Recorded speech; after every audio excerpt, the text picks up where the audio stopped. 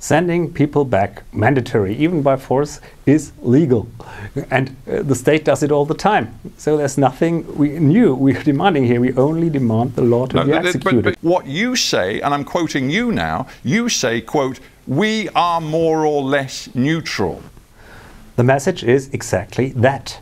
Yes, we would like to remain as equidistant to the big powers as possible. Really? And that does not mean that, Really? that does not mean that we're siding with Russia. It does not mean that. I don't like the Russian model of state, not at all, and we don't like their aggression, but this is not our war. And when you start citing people, well, why not cite Boris Johnson? Just 3 days ago, he mentioned the only option is victory. That's what he said, that's a quote. And the mistake, again, another quote, the mistake has been not to escalate that war early enough. And especially interesting, we are waging a proxy war. He was saying we is in this case, I don't know, his buddies, his friends. It's a proxy war, and it's admittedly a proxy war. That's what Boris Johnson admitted. So who's fighting here? Are we really here, the proxy, paying for everything and maybe even sending soldiers there? Okay. No, my party says no, we shouldn't do that.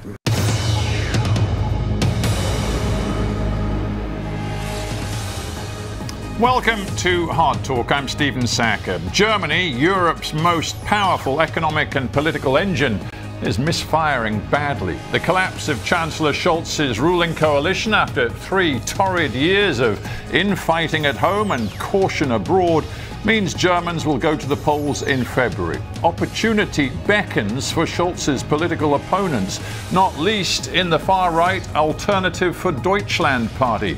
My guest is senior AfD MP Peter Boehringer. But is his party too extreme to be a serious contender for national power?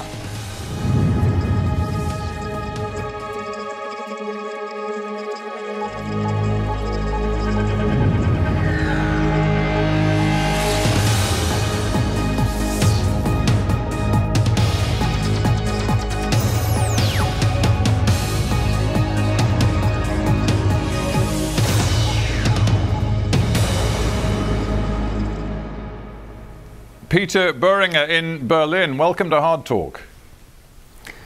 Hello, Stephen, and thank you for having me again. It's a pleasure to have you on the show. Now, it seems almost certain, not quite official yet, but almost certain that Germans will vote in national elections in February 2025.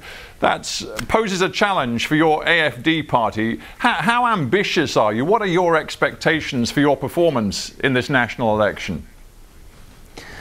The official polling numbers are 18 to 19% on a federal level, obviously very different in the east compared to the west of Germany, but still it's something between 15 and 33% where we're polling regionally. And so I think we should aim at a 20% number. Let's see whether we'll get there. I guess the problem for the AfD is that you have one key issue on your platform that you push all the time to German voters. That is your very strong anti-immigration position. But what we see is that the other main political parties, particularly the Christian Democrats in Germany, are now adopting similar tough language. They're stealing your clothes. As you put it correctly, it's the language. It's the language the Christian Democrats, especially them, do it all the time for years now ahead of elections, and unfortunately people believe it and fall for that. But nobody must believe that. It was Chancellor Merkel, a CDU, Christian Democrat chancellor, who opened or abandoned Germany's borders in 2015, and I am not yet convinced that a new CDU chancellor, Mr. Merz, probably will change that. I don't believe it. But Friedrich Merz has hit upon a formula which may well be very effective, because what he is saying to Germans is, look, when it comes to immigration, we are the AfD, but with substance, because we can deliver, and without the dangerous extremism. And the truth is, many Germans still do see you, when you talk about immigration, as dangerous extremists. Well, what can I say? You just mentioned that they say the same thing which we have said for 10 years now. We will close the borders. So if that is an extreme position from us 10 years ago, it must be as extreme when it comes from the CDU now. So it's just a contradiction here. And it obviously seems to be a pattern when it comes to the old parties. Even the Labour parties in your very country, your Prime Minister just talked about open border experiments, which the Conservatives in the UK allegedly ran, and well, maybe he forgot that his own Prime Ministers, Gordon Brown and the predecessor Tony Blair, also abandoned the borders. But now it's Germany, it's the same thing. And well, if this is extreme language, well, then they are extreme, and it's the same language which we have been using for 10 years now. But maybe you're missing a point here, Mr. Boehringer. It's not just about the future policy on the border, about who you let in the future. It's about what you also do with the migrants who are already inside Germany. What there has been over the last 12 months in Germany is a serious scrutiny of the people inside your party who appear to share the idea that there should be, quote unquote, a re-migration policy. That is, forcing hundreds of thousands of legal residents, migrants inside Germany who have the right to be in Germany, forcing them out of Germany. And to many people, that sounds like extremism. Well, you will not find anything like that in our programs, and actually you will not even find something like that in the language of our politicians. It's just not true. It was all a lie. I know it was smeared all over, even internationally, but it's not true. We have no intention to do so. We want to send back those people who are here illegally, and obviously people who already got the citizenship are not here illegally, and nobody wants to send them back. So I know this was reported internationally, but it's wrong. There are even lawsuits going on. We are willing them, all of them, because it's really it's wrong. Well, the truth matters here, no doubt, Mr. Boehringer. So I'm looking at a quote here from Björn Höcke, the leader of the AfD in Thuringia, where your party, of course, is very strong. Mr. Höcke in the past has said, quote, "I'm no longer talking about integration, I'm talking about re-migration." He talked about wanting to deport up to 200,000 people from Germany each year. He even, according to press reports, referred to a policy that would require, quote, "well-tempered cruelty." Well, it's not my language to talk about well-tempered cruelty, but even that is not illegal. Deportation is a term that even Donald Trump uses, and it has a. We did not say deportation. We actually said sending people back. So there's nothing wrong about that, especially when he said 200,000, because that is more or less the number of people who are legally obliged to leave the country immediately. So all we ask for is that the law be enforced. Yeah, but barely 2 minutes ago, you said to me that this phrase, re-migration, which has become so sensitive in Germany, is a phrase that your party never uses. I'm looking at the state-level branch of your party in Bavaria, which passed a resolution not so very long ago specifically talking about re-migration, groups of people with very little possibility of integrating properly in Germany, says the resolution, should be returned to their home countries through mandatory return programs. That's from the AfD in Bavaria. Sending people back, mandatory, even by force, is legal. And the state does it all the time. So there's nothing new we're demanding here. We only demand the law to be executed. But you're not, I think perhaps you're missing my point. This resolution wasn't just about unauthorized entrance into Germany. The concept here was communities and groups of people who had failed to integrate into Germany. And the message was that even if they are legally in Germany, those people should be deported. Well, I've read this resolution, even though I haven't signed it. I have read it pretty closely, and what you just said in your last sentence is not in there. There are 10 points in there. 7 of them deal with immigration, stopping even more immigration, which is the much more important point than sending people back. And then there's 1 or 2 sending illegal immigrants back, yes, to some, and I think in the headline, and only in the headline, the term which you mentioned was used. Yeah, remigration. But remigration, but that's not illegal. I mean, I wouldn't use it. It's not necessary. There's another term, Abschiebung in Germany, which is close to the point. We have that in our programs, and only that term.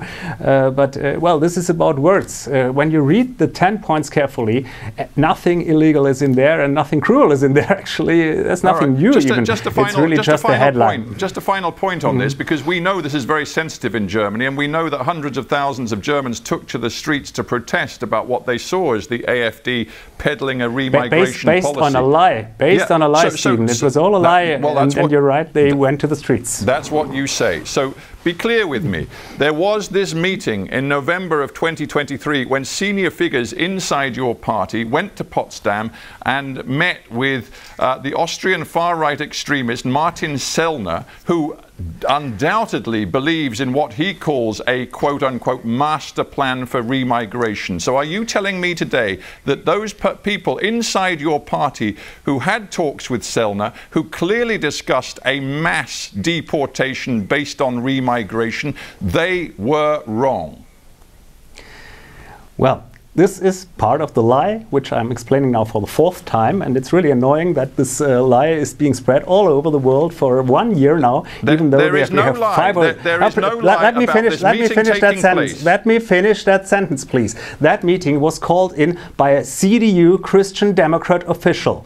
Are you talking, Stephen, to the Christian Democrats and asking them what was wrong, what went wrong there, why they invited Martin Sellner, who is not a member of ours, never will be, and well, it's not important what he does. He was one of the presenters. Nobody discussed anything, and what they discussed did never ever enter into our program. I'm really bored and sick of I've been saying that for 1 year now, because it is all wrong. You worry that both the courts and the intelligence services in Germany right now both have specifically labelled your party at national level and in particular states as a potential danger to democracy? Well, of course I'm aware of that, because they are all biased. That agency, the government agency, is, as the name puts it, a government agency. The head of this agency reports directly to the left extremist Minister of the Interior, Mrs. Faeser, and she dictates whatever he says and whatever he does. There is no independence here. There's no independence whatsoever, and the judges did not uphold that. We are still fighting against that. What you're saying to me is astounding. You're saying to me that you don't believe that the intelligence services and the courts in your country are independent. Well, maybe you should look elsewhere to other countries. Germany is about the only country which has such a thing as an internal secret service. Almost no other countries has it. It's a shame to our democracy that we have such a thing. These things should be settled politically. These things should be here in London. We have an agency called MI5. It's an internal security service. But it doesn't prosecute parties, political parties, does it? It investigates extremism. And your intelligence service, your domestic intelligence service, believes that your party harbors extremists who are potentially dangerous to democracy. And I'm saying they don't believe it, but they were ordered to believe so. Where's your evidence?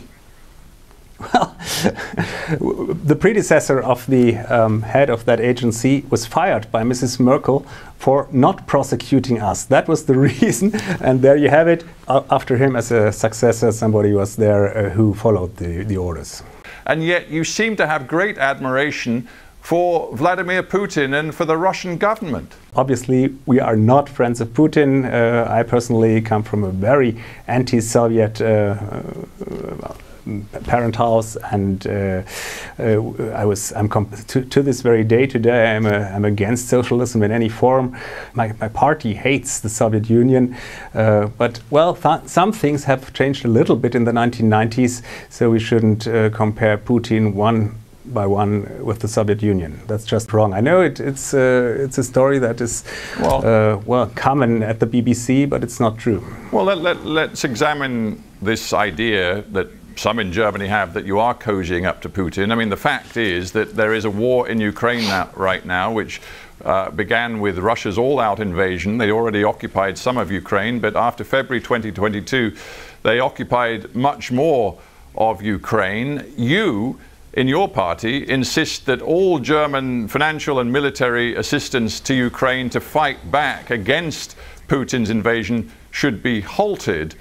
Why do you do that? Well, we are a patriotic party. We actually would like to act in the interest, the national interest of Germany. As, for example, Donald Trump with the MAGA movement, Make America Great Again. So we're trying to make Germany not small again. That's probably the best we can achieve. And but there is no such thing as a German interest in this war. It is not our war. There are dozens of wars all over the world, and we are not making them our war. Why this war? And I've been saying this for the third time now here. I'm on the show. We have had more or less a peace treaty on the table in April 22, and well, more or less the current front status. One could have had that status and a peace negotiation and a peace treaty a lot earlier, well, with the same results.